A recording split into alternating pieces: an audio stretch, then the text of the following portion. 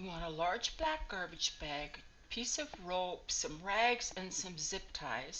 You're going to stuff it together like you see here to create a basic place for her body.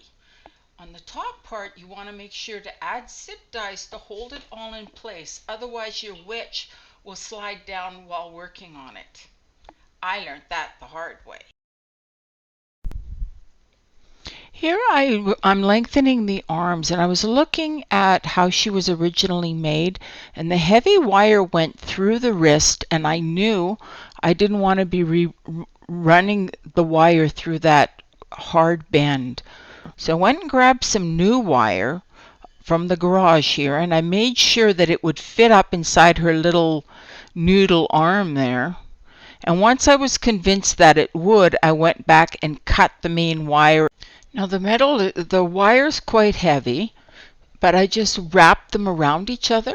So at the end, it's a good idea to go grab a set of needle nose pliers and twist it and make the end as short as possible.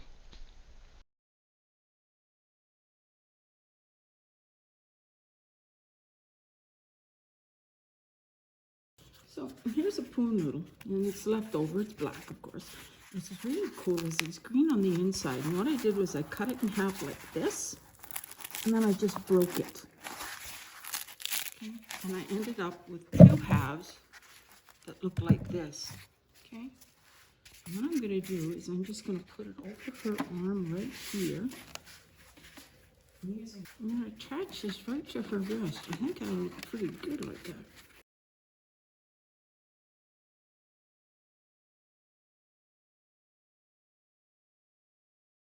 No, the actual chair that I'm using for this, I'll use year round, but I recently bought it at a craft, or at a garage sale for $5. It's quite a nice chair, and then I painted it black. My husband and I painted it black.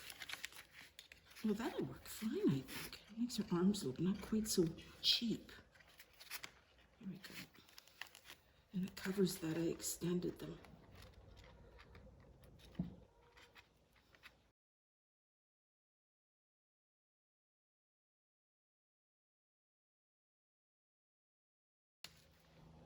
Now, I will either sew that or fix it towards the end, but I've got some plans. I'm going to try to fancy her up a little bit.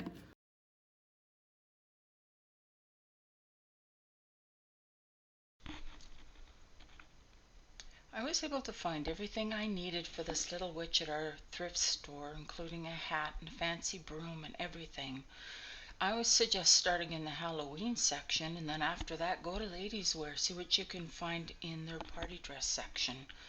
I got the witch, fabric, sparkly fabric, everything that was necessary. I think it cost me $6. Then after that, a quick trip to the dollar store and I had a wig.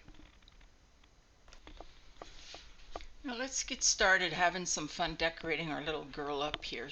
Pretty plain to start with. The first step was to take a piece of fabric, and I used some large 1-inch gathering stitches to attach the new black fabric to the old fabric that was part of the original witch.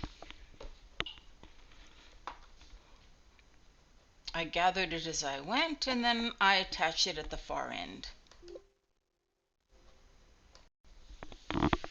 Once I got her attached at the far end, see the gathers? I just made a couple of good knots in the thread.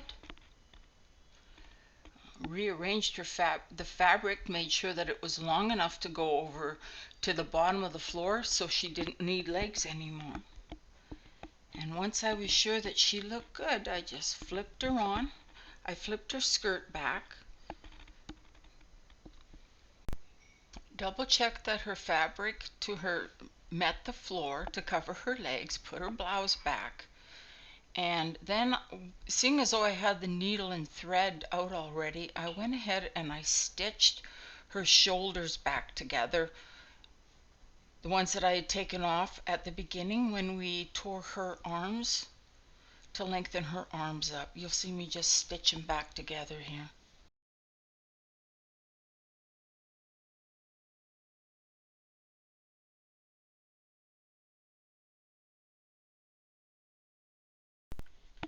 Now we're on to my favorite part, which is figuring out what to do with this hat.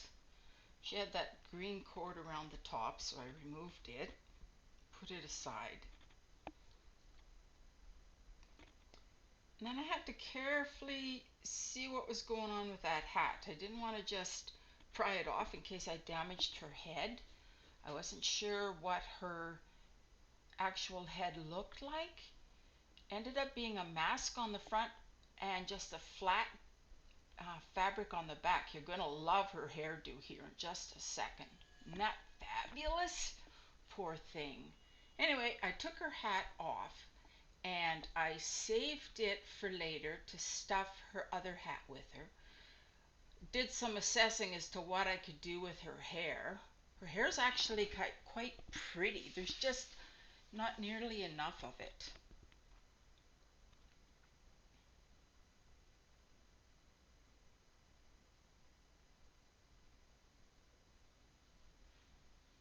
Now her other wig was black and white, so I knew I wanted to have some white stripes right at the front. There's her werewolf wig. Turns out that it was an actual complete wig, which really made me quite happy. So what I did then was, her head was too small to fit it on. So what I did then was I went off camera and I cut it all up into little strips. And then I returned to camera and you'll see me sew it on.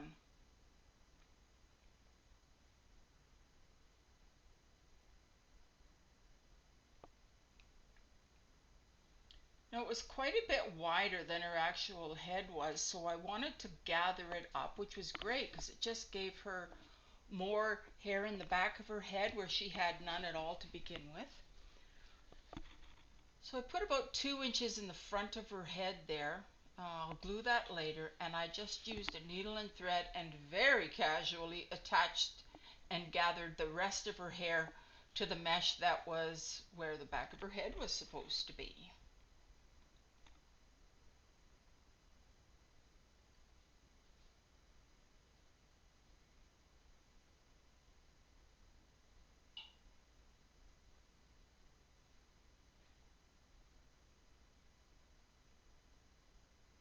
And I put some hot glue in there just for some extra love. And I glued the edges to the front underneath where the white hair was that she originally had. I will turn her around so you can see the front here pretty soon.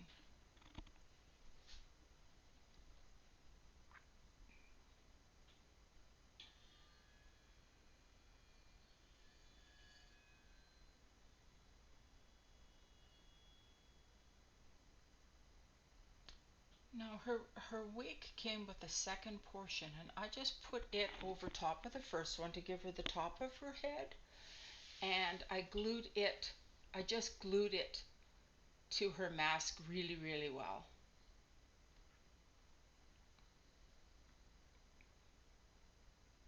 I think she looks better already, and we're not even done yet. The last pieces of her wig were in different pieces, so I just zigzagged them together so that she had a black and white section on both sides. Otherwise I would have had black on one side of her head and white on the other, and I didn't want that. Once I had them quickly stitched together, I glued them to the side of her head, underneath where that original long white hair was. See, there it goes.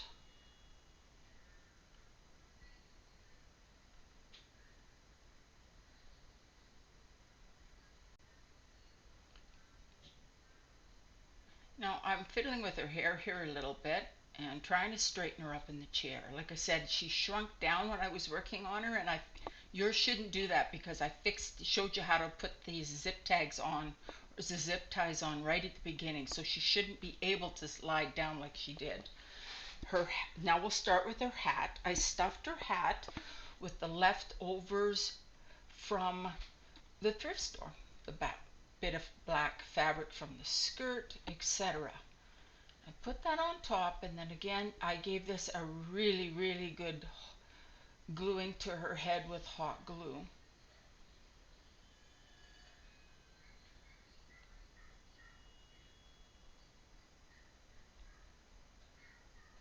Next, I removed this sparkly fabric from the skirt you saw right at the beginning, and I tied it around to put some sparkle and flair to her witch's hat.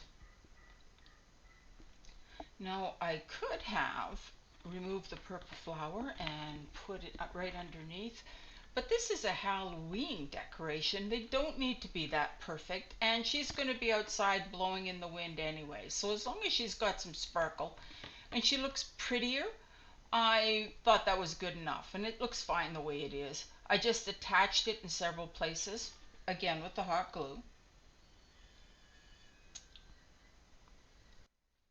Now we're going to finish the arms. I came in and I stole some of these sparkles, and I stole some of that fabric, and I'm going to wrap it around her wrist so that her hat matches her outfit. The edges are quite tattered, and that's actually perfect for a little witch. And all I'm going to do is glue it underneath, glue a seam underneath between the pieces of fabric, and glue it all the way around her wrist.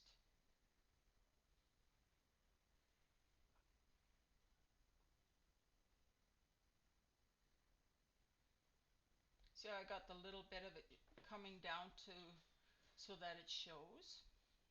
Once we're done with that, and I get that done, then I'm going to go back in and you'll see me cut off some of the black fabric from that blouse with the lace, and I put that little frill over top of these sparkles. You'll see me do that right here.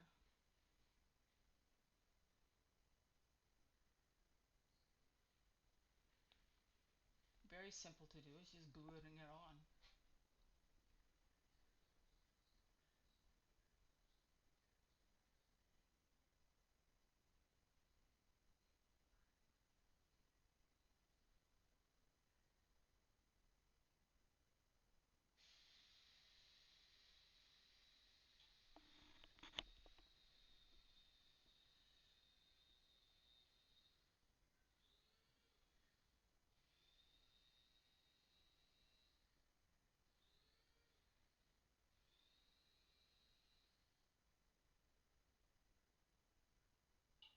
Once I had it like that, I'm just making the seam between the two edges of fabric, folding it in so it looks neat and tidy. Now I'm adjusting, of course you can see I'm adjusting the purple sleeve. Now take a look at the way it came and how she looks now. I think she looks much prettier now. That's pretty much it for our witch. You will see it once she's all finished. Happy Halloween!